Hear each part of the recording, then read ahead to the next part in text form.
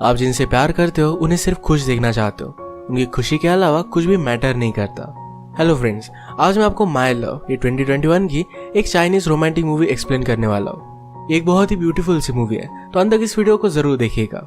अगर आपको वीडियो अच्छा लगता है तो प्लीज इसे लाइक और कमेंट जरूर कर दीजिए। अब बिना किसी देरी के एक्सप्लेनेशन स्टार्ट करते हैं। मूवी स्टार्ट होती है और हम हमारे मेन कैरेक्टर झाओ को देखते हैं, जो एक स्विमिंग इंस्ट्रक्टर है। आज उसे अपने हाई स्कूल की गर्लफ्रेंड का लेटर मिलता है। उसका नाम था यंग और उसे अपने हाई स्कूल के डेज याद आते हैं। जब वो हाई स्कूल में था तो बहुत ही नालायक स्टूडेंट हुआ करता था। हमेशा उसके टीचर उसे बहुत डांटते थे। अपने क्लासमेट्स के साथ भी उसकी बनती नहीं थी। हमेशा वो बहुत झगड़े करता रहता था। एक दिन जब उसका इसी तरीके से झगड़ा चल रहा था, तभी अचानक से उसके सामने यंग आई। उसे देखते ही उसे प्यार हो गया। वो बेचारा मार खाते खाते भी हंस रहा था। उसे पनिशमेंट देने के लिए ऑफिस में बुलाया जाता है, तभी वहां पर यंग आए। यंग का अभी अभी यहाँ पर ट्रांसफर हुआ है, तो यहाँ की वो न्यू स्टूडेंट थी। झाओ उससे बात करना चाहता था। उसके पास आया और कहता है, अगर तुम्हें यहाँ पर किसी भी हेल्प की जरूरत हो तो मैं तुम्हें हेल्प कर सकता हूँ। यंग ने झाओ की फटी हुई पैंट दिखाकर कहा कि तुम पहले अपने खुद की हेल्प करो, फिर मेरी हेल्प करना। वो बेचारा उस पर कोई भी इंप्रेशन जमा नहीं पाया था। यंग इतनी सुंदर थी कि स्कूल के सब लड़कों को बहुत पसंद आती थी। स्कूल के स्विमिंग टीम का कैप्टन भी यंग को पसंद करने लगता है। जब झाओ यंग के साथ था, तभी यंग को उस कैप्टन ने अप्रोच किया। अपनी स्विमिंग की ट्रॉफी दिखाकर उसे डिनर के लिए पूछता है, पर यंग उसे मना कर देती है। यंग ने झाओ से कहा कि यहाँ से बाहर चलते हैं। झाओ तो बहुत ही खुश हो गया था। यंग उसे एक रेस्टोरेंट में लेकर आई। झाओ अपना इंप्रेशन जमाने के लिए उसे कहता है, तुम्हारे पहले मेरी 5 गर्लफ्रेंड्स थी। यंग उसे थोड़ा भी सीरियसली लेती नहीं और भाव भी नहीं देती। अगले दिन फिर से कैप्टन ने यंग को छेड़ने की कोशिश की, तो झाओ में और उसमें फाइट हो गई थी। फाइट के बाद रेस्टोरेंट में आकर झाओ यंग से कहता है, तुमने अगर सबको बता दिया कि मैं तुम्हारा बॉयफ्रेंड हूँ तो तुम्हें कोई भी परेशान नहीं करेगा। यंग कहती कि तुम बहुत फाइट करते हो, मुझे फाइट करने वाले लड़के पसंद नहीं है। झाओ ने कहा कि अगर मैंने फाइटिंग छोड़ दी तो फिर क्या। ये दोनों बात ही कर रहे थे, तभी कैप्टन फिर से यहाँ पर वापस आ गया। वो उन्हें फिर से तकलीफ देता। इससे पहले यंग ने उसे कहा कि झाओ मेरा बॉयफ्रेंड है। इस बात पर कैप्टन बिलीव नहीं करता। अगले दिन जब ये दोनों स्कूल में आए तो झाओ के ऊपर उसने मिल फेंका। अब यंग के लिए झाओ उससे फाइट नहीं कर सकता। उसके पास गया और कहा, क्या तुम्हें लगता है कि तुम मुझसे कूल हो? कैप्टन ने कहा कि ऑफ कोर्स मैं कूल हूँ। झाओ से कहता है कि मैं मान लेता हूँ कि तुम कूल हो, मुझे तुमसे कुछ भी फाइट ही नहीं करनी है। अगर हम हर चीज के लिए जानवरों की तरह फाइट करते रहे तो इसमें कुछ भी मजा नहीं आएगा। कैप्टन पूछता है, तो अब हम फिर क्या करेंगे? झाओ कहता है, हम स्विमिंग की कंपटीशन लगा सकते हैं। कैप्टन ने उसे डील दी, कहा कि अगर मैं जीत जाता हूँ तो यंग को एक पोस्ट कार्ड अपने पीठ पर रखना पड़ेगा। इसमें लिखा होगा कि वो मेरी गर्लफ्रेंड है। झाओ कुछ बोल पाता इससे पहले यंग इसे एक्सेप्ट कर लेती है। यंग ने झाओ से कहा कि अब जाओ और स्विमिंग के लिए प्रैक्टिस करो। यंग के लिए झाओ कुछ भी कर सकता था, तो दिन रात उसने प्रैक्टिस की। इन दिनों में वो यंग का अच्छा फ्रेंड भी बन गया था। एक दिन जब ये दोनों रेस्टोरेंट पर आए तो वो बंद था। वही बैठकर ये बातें करते हैं। यंग ने झाओ से पूछा, तुम अपने फ्यूचर के बारे में सीरियस क्यों नहीं हो? क्या तुम हमेशा स्विमिंग ही करना चाहते हो? झाओ कहता है कि ऐसा कुछ भी नहीं है। झाओ के पास सचमुच में अपने फ्यूचर के बारे में कुछ भी प्लान नहीं थे। यंग कहती कि मेरा गोल है, मुझे फैशन डिजाइनर बनना है और इसके लिए वो बहुत ही हार्ड मेहनत करती है। बातें करते करते इनकी टीचर ने इन्हें देख लिया। स्कूल बंक कर ये आए हुए थे तो वैसे ही भागने लग गए। अचानक से बारिश शुरू हो गई। झाओ यंग को हाथ पकड़कर अपने घर लेकर आता है। कपड़े सुखाते हुए यंग ने झाओ का रूम देखा। उसमें उसे एक पॉन की सीढ़ी मिलती है। झाओ कहता है कि मेरे फ्रेंड की है, मेरी नहीं है। यंग ने पूछा कि तुम सब लोग ये कब से देखते हो? झाओ ने कहा कि रात में 11 बजे के बाद हम देखने लग जाते हैं। यंग एक्चुअल में उसका एज पूछ रही थी, तो इस बात पर वो बहुत हंसती है। इस पर उसका बहुत मजाक लेती है। बेचारे झाओ को बहुत एम्बैरेसिंग लगा था। अब अगले दिन इनका स्विमिंग का कंपटीशन था। इसमें झाओ ने बहुत फाइट दी, फिर भी कैप्टन ही जीता था। अब यंग को उसके बैग पर कि वो कैप्टन की गर्लफ्रेंड ऐसा लिखना पड़ेगा। उसने ऑलरेडी लिख कर रखा था, पर झाओ के साथ हंसी खुशी यहाँ से वो चली जाती है। झाओ ही उसका फ्रेंड है और कोई भी चीज इसे डिनाई नहीं कर सकती। इसके बाद ये दोनों बीच पर आए। यंग झाओ का एक बहुत ही ब्यूटीफुल सा पिक्चर बनाती है। इन दोनों का डे बहुत ही ब्यूटीफुल था। ये विश करते हैं कि इनकी लाइफ हमेशा ऐसी ही रहे। अचानक से यंग ने हाईवे पर अपने फादर की कार देखी और इससे वो बहुत ही ज्यादा डिस्टर्ब हो गई। अगले दिन वो स्कूल भी नहीं आई। झाओ उसके लिए परेशान हो गया और रात में उसके घर आ जाता है। घर पर उसने देखा कि यंग के फादर ने सब कुछ तहस नहस किया था। यंग और उसकी मदर रो रही थी। यंग के फादर ड्रंक थे और उन्हीं से बचने के लिए इस टाउन में वो आए हुए थे। झाओ ने ये सब देख लिया तो यंग उसे जाने के लिए कहती है। रात में यंग ने झाओ को कॉल लगाया। वो कहती है, मुझे नहीं लगा था कि मेरे फादर हमें इतनी जल्दी ढूंढ लेंगे। वो झाओ से मिली। झाओ उसकी लाइफ में आया, इसके लिए थैंकफुल थी। इसके बाद फिर से वो ट्रांसफर होकर इस टाउन से चले गए थे। इस फोन कॉल के बाद भी बारिश में ही झाओ उसे ढूंढने के लिए निकल पड़ा था, पर उसे वो ढूंढ नहीं पाता। और इसके बाद हम देखते हैं कि कुछ साल बीत गए हैं। झाओ एक कंप्यूटर सेंटर में एडमिन का काम करता है। उसे वैसे भी पढ़ाई में इंटरेस्ट नहीं था, तो कॉलेज के लिए उसने अप्लाई भी नहीं किया। एक दिन उसका कॉलेज का फ्रेंड उससे मिलने के लिए आया। उसके पास आईफोन का न्यू मॉडल था, तो उसे वो दिखाता है। इसमें झाओ अलग अलग पिक्चर्स देख रहा था उसकी यूनिवर्सिटी के। उसमें उसे यंग दिखी। उसे देखकर वो बहुत ही खुश हुआ, एक्साइटेड हुआ। अब वो डिसाइड करता है यंग जिस कॉलेज में है उसी कॉलेज में वो भी जाएगा। घर आकर अपनी वीडियो गेम्स की सारी सीडीज को उसने फेंक दिया। अब वो सीरियसली स्टडी कर रहा था। उसने दिन रात मेहनत की। उसका फ्रेंड भी उसे हेल्प करता है। इतनी मेहनत करने के बाद उसे एडमिशन मिल ही जाता है। उसे वो यूनिवर्सिटी में हर जगह पर ढूंढ रहा था। फाइनली उसके वो सामने आ गए। वो इमेजिन करता है कि यंग उसे देखते ही गले लगा लेगी, पर ऐसा कुछ भी नहीं होता। वो तो फर्स्ट टाइम में उसे पहचान भी नहीं पाती। झाओ जब उसे आकर मिला तो उसे अच्छा लगा था। अब कॉलेज में भी यंग फैशन डिजाइनिंग सीख रही थी। यंग उसे पूछती कि तुम यूनिवर्सिटी में कैसे आ गए। झाओ कहता है कि मैं तुम्हारे लिए कुछ भी कर सकता हूँ। वो यंग के साथ अच्छे से टाइम स्पेंड कर पाए, इस वजह से उसने गर्ल्स की टीम में साइन अप कर लिया था। यंग को उसके लिए बुरा लगता है और वो कहती है, मेरा ऑलरेडी एक बॉयफ्रेंड है। बेचारे झाओ को बहुत बुरा लगा। अपने फ्रेंड से उसने यंग के बॉयफ्रेंड के बारे में इंफॉर्मेशन निकाली। उसके बॉयफ्रेंड का नाम था चैंग, और चैंग एक फुटबॉल की टीम में था। झाओ ने लड़कियों की टीम में साइन अप किया है, तो उसे भी चैंग के लिए चीयर अप करना पड़ता है। झाओ की हालत देखकर उसके फ्रेंड उसे बहुत चिढ़ाते हैं। नेक्स्ट सीन में हम देखते हैं यंग और झाओ जब रास्ते से जा रहे थे तो एक लड़की अपना बैग पकड़कर भाग रही थी। उसके पीछे और एक लड़का था जिससे उस लड़की को बचा लेते हैं। अगले दिन झाओ के फ्रेंड ने उसके लिए पॉर्न की डीवीडीज लाई थी। उसे कहते हैं, आते वक्त हमें यंग भी मिली थी, उससे हमने इस पार्सल पर साइन भी ले लिया है। सब मिलकर इस पर हंसने लग गए। तभी डोर पर पुलिस आ गए थे। झाओ और उसके फ्रेंड को लगता है कि इलीगल डीवीडी उन्होंने बाय की थी, इसी वजह से पुलिस उन्हें लेने के लिए आए हुए हैं। पुलिस झाओ को अरेस्ट कर लेते हैं और उसके साथ यंग को भी उठा लेते हैं। झाओ ने सारी सिचुएशन यंग को बताई। उसे लगा इन डीवीडीज की वजह से वो अरेस्ट हुआ है, पर इसके पीछे रीजन कुछ अलग था। एक्चुअल में जिस लड़की को उन्होंने बचाया था वो चोर थी। जिस आदमी को इन्होंने मारा था ये उसका ही बैग था, इसी वजह से इन्हें जेल में डाल दिया जाता है। इस सिचुएशन पर वो जेल में भी बहुत हंसे। झाओ यहाँ पर यंग से पूछता है कि तुम और तुम्हारा बॉयफ्रेंड कैसे मिले थे। यंग ने कहा कि यहाँ पर मैं एंट्रेंस एग्जाम देने के लिए आई हुई थी, वहीं पर वो एक दूसरे से टकरा गए।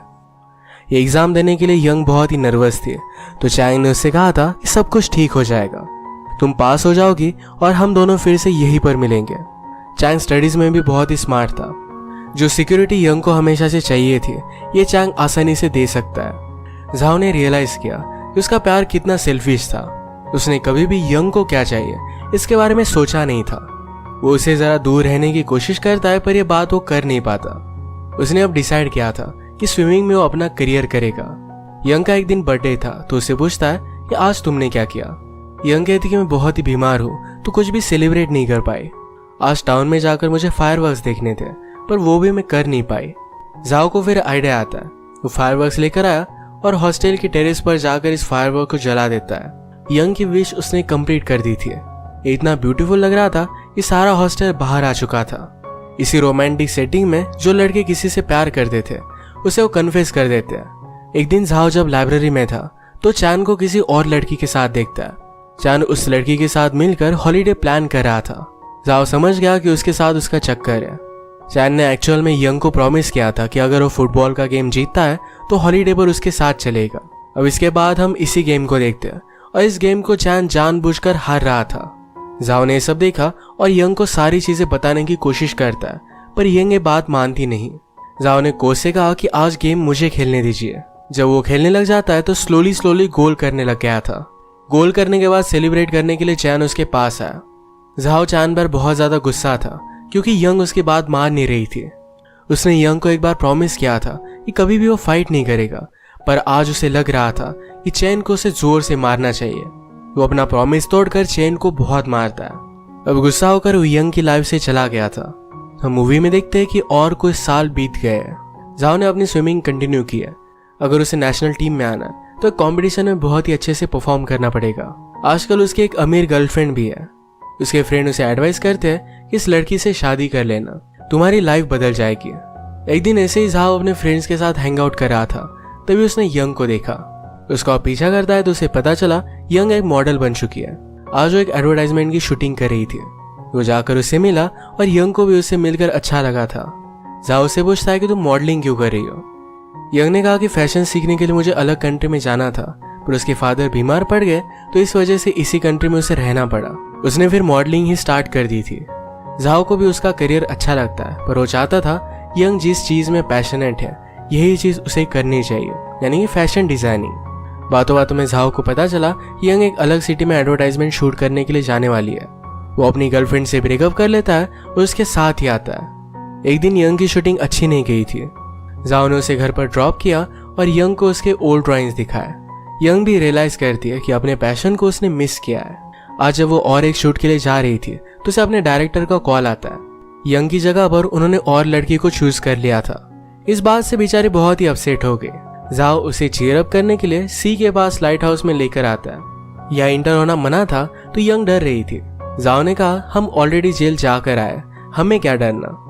सी के पास आकर ये डायरेक्टर को बहुत गालियां देते हैं। झाओ की कंपनी में यंग का मूड भी बहुत ही अच्छा हो गया था। ये जब हाई स्कूल में थे तो अपने सारे मोमेंट्स याद करते हैं। ये याद करते हुए झाओ यंग के करीब आ गया था। यंग को जरा गलत लगता है और यहाँ से वो चली गई। इसके बाद एक वीक बीत गया था और इन दोनों ने कुछ भी बात नहीं की। झाओ यंग को कॉल कर बताता है कि मेरा कंपटीशन है, मैं चाहता हूँ कि तुम इसे देखने के लिए आओ। कंपटीशन की रात आई। अचानक से बहुत ही ज्यादा तूफान आने लग गया था। टीवी पर न्यूज आती है कि एक ब्रिज पर कुछ लोग फंसे हुए हैं, उन्हें निकालने की कोशिश हो रही है। ये वही लोग हैं जो कंपटीशन देखने के लिए आ रहे थे। झाओ को लगता है कि इन्हीं लोगों में यंग भी होगी। वो अब तक श्योर नहीं था। वो स्विमिंग पूल के पास तो आ गया, पर यंग का ख्याल उसके मन से जा नहीं रहा था। ये कंपटीशन वो ऐसे ही छोड़कर यंग को ढूंढने के लिए निकल पड़ता है। यंग भी इस बारिश में उसी के पास आ रही थी। झाओ ने कहा कि तुम्हारा नंबर लग नहीं रहा था, उसके लिए बहुत ही वरी कर रहा था। मैं तुम्हें इस तरीके से खो नहीं सकता। हम जब से मिले तब से बहुत बार जुदा हो गए। मैं फिर से तुम्हें खोना नहीं चाहता। ये बात सुनकर यंग भी उसे गले लगा लेती है। यंग ने कहा कि हमें कंपटीशन में वापस जाना चाहिए, देखते हैं कि क्या तुम्हें सेकंड चांस मिल पाता है। ये जा ही रहे थे तभी ऊपर से एक चीज यंग को लगने वाली थी, तो उसे बचाने के लिए झाओ उसके सामने आ जाता है। इस वजह से उसका हाथ फ्रैक्चर हो गया था। अब वो लंबे समय तक स्विमिंग नहीं कर पाएगा। ये बात यंग को जरा अपसेट कर रही थी, तो झाओ ने उसे कहा, तुम मेरे साथ हो, मुझे किसी भी चीज की जरूरत नहीं है। इसके बाद इनकी रिलेशनशिप बहुत अच्छे से डेवलप हुई थी। एक साथ ये रहने लग गए थे। यंग लेट नाइट काम करती तो झाओ हमेशा उसे सपोर्ट करता। यंग खुश है तो वो भी बहुत ही खुश था। स्लोली झाओ का भी हैंड रिकवर होने लग गया था। एक दिन चलते चलते ये दोनों वेडिंग ड्रेस की शॉप तक आए।